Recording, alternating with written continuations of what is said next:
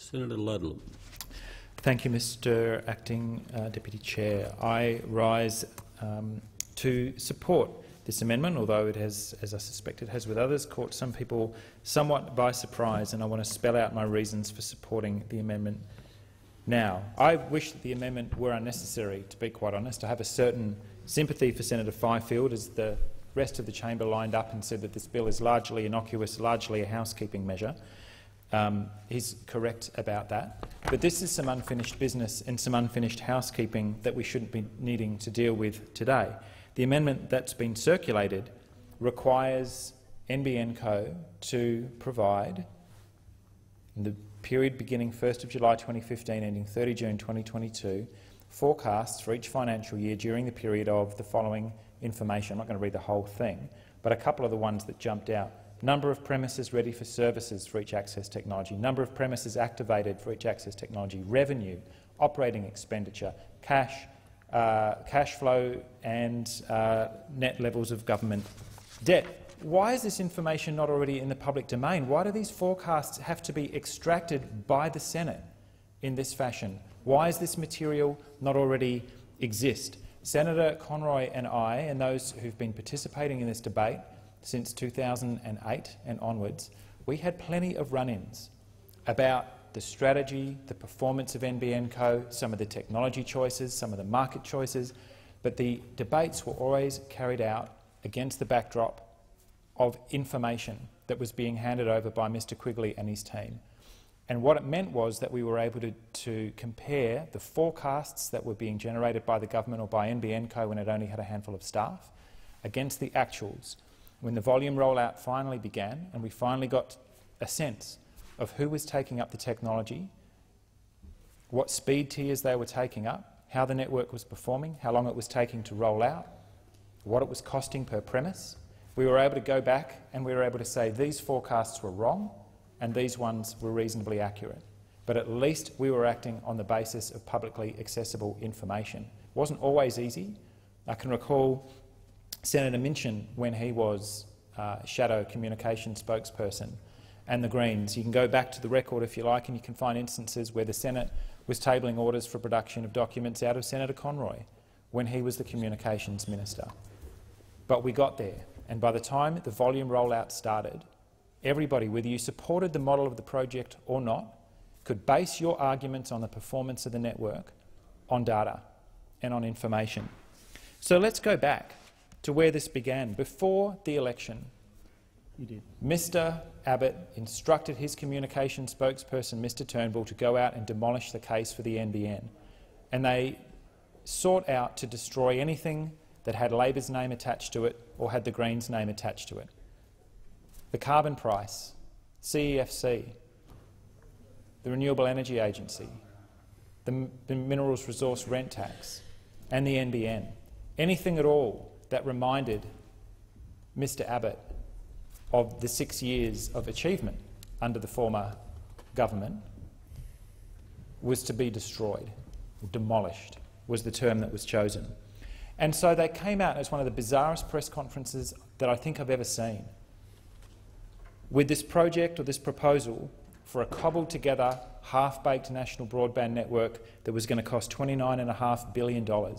And instead of future-proofing the country with an end-to-end fibre network, we would use a bit of copper, we'd use a bit of HFC, we'd use some satellites, we'd use some wireless towers. We'd have this mongrel network, big parts of which will be obsolete on the day they are built and will need to be torn up and replaced with the kind of end-to-end fibre network that this parliament legislated for, that got the country independence, Mr Oakeshott and Windsor, across the line in 2010 to support a minority Gillard government. Not here to speak for them, but we all know that telecommunications played a very big part, not just in the election campaign, but in the those decisions that in part allowed Ms Gillard to form government in the first place. $29.5 billion they said it would cost. Then come December 2013, the strategic review says, oh, actually it'll be 41. We misunderstood. Our election promise wasn't worth the paper it was printed on. It's going to be $41 billion. And yet August 2015's corporate plan for 2016 says we're up to $56 billion. How on earth did we get here? You're stuck with an obsolete copper network that you're having to scrape the garbage out when you're discovering that it's been taped together with gaffer tape and plastic bags. We're stuck with a reliance on Telstra, who know where the bodies are buried, and we're actually pretty happy to offload their network, which different spokespeople at different periods of time have said is no longer fit for purpose, back to the taxpayer. Your network rollout is way behind schedule. The fibre to the node network is way behind schedule. The satellites are apparently at or approaching capacity. And so Australians are getting a telecommunications network that will be slower, more expensive and delivered later than an all-fibre build. What act of genius put this together? Dismantled something that was going to work. And we all recognise, we had plenty of run-ins in this place about delays and about cost overruns. I think the cost overruns arguments were overblown and they weren't being reflected in the volume rollout data that Mr Quigley was putting to Senate committees. But yes, the network was delayed. It was delayed by asbestos in the pits. It was delayed by a subcontracting pyramid that was 6 layers deep in some places. And it was delayed by the inherent complexity in doing something as complex as this, as decommissioning a network that is decades old in some parts of the country, not particularly well maintained, and replacing it with an entirely new technology. Yes, it was running behind schedule. But instead of coming in and cleaning out the mess of subcontracting arrangements that had been put in place and throwing strong parliamentary oversight over the build, the coalition demolished it. And now we are left with the mess that we're in today, that the Senate has to come forward with an amendment in this slightly unorthodox manner to ask for basic information so that the debate can proceed at very least on the basis of data, and then we can have our disagreements about how they're performing. Personally, I think Mr Morrow is playing the best hand he can with a pretty rotten set of cards, and others may well disagree with that. I think he's doing the best he can with the cards that he's been dealt, but he has been set up to fail. NBN Co has been set up to fail. And now we read, although it's disputed, Senator Fifield, you are very welcome, through you, Mr Chair, to provide some light on this, if you like, because this, unfortunately, has now passed into your responsibility, and I wish you well with it, because I think you've been dealt a mess, through you, Mr Chair, that apparently there are moves to privatise this shambles. Now, apart from the fact that you wonder where on earth you would find a buyer for a half-built, cobbled-together mishmash of a network such as the one that you're trying to build, but I can well remember the amendments that the Australian Greens put forward when the Labor Party was proposing that in fact there would be an automatic assumption that when the build was complete it would be privatised, that when the network was complete it would go back to the market, despite the fact that we'd just been through this argument that the wholesale network is a natural monopoly. It's like the freeway network, it's like the water distribution network, it's like the electricity network. You don't want 2 sets of power lines running down the street to try and set up some arbitrary form of competition at the wholesale layer.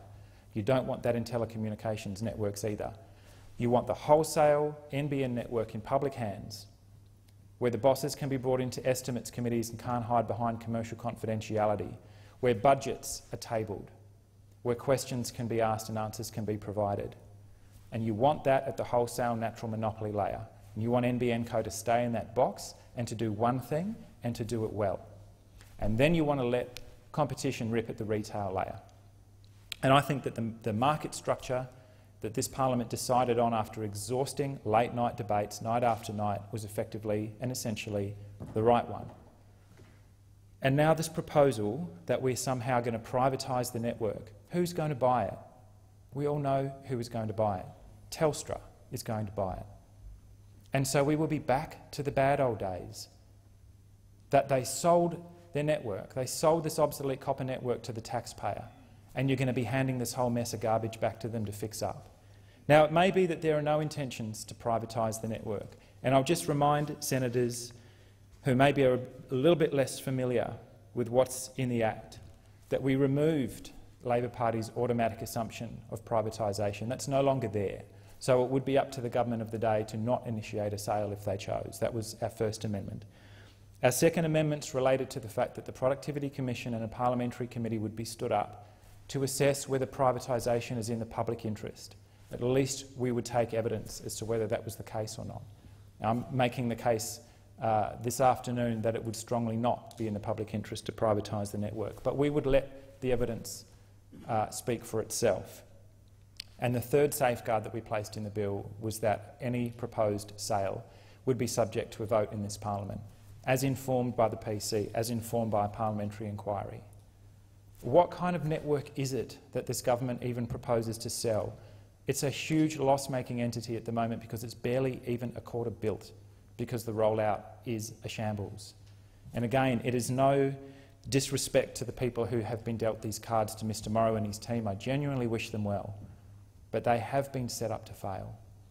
So the least that we can do is not to make it worse. Senator Fifield, you've not had the opportunity to speak on this amendment yet. I'm not going to put words in your mouth, but I would struggle to understand a justification for not supporting this amendment, at the very least as we have our debates about what kind of telecommunications network is fit for purpose. You see, Mr Turnbull, yourself, Mr Wyatt, other spokespeople talking about agility, talking about innovation, talking about a future focus, talking, heaven forbid, about diversifying our economy away from bulk exports of depleting low-value commodities. What better way to underpin these other vitally important parts of our economy than with world-class telecommunications? My hometown of Perth is in Beijing's time zone, which stretches all the way to Eastern Europe. What better way to connect with the rest of the planet than with world-class telecommunications? And what is it that we have been served up is expected to be blindfolded to the basic data underpinning the projections of this network and how fast they think they can get it built. And it's a network that will be obsolete on the day that it gets switched on. We have to be able to do better than this. So, unorthodox although it may be, this information should be in the public domain. This amendment should pass, and then we can all get on with our day. I thank the chamber.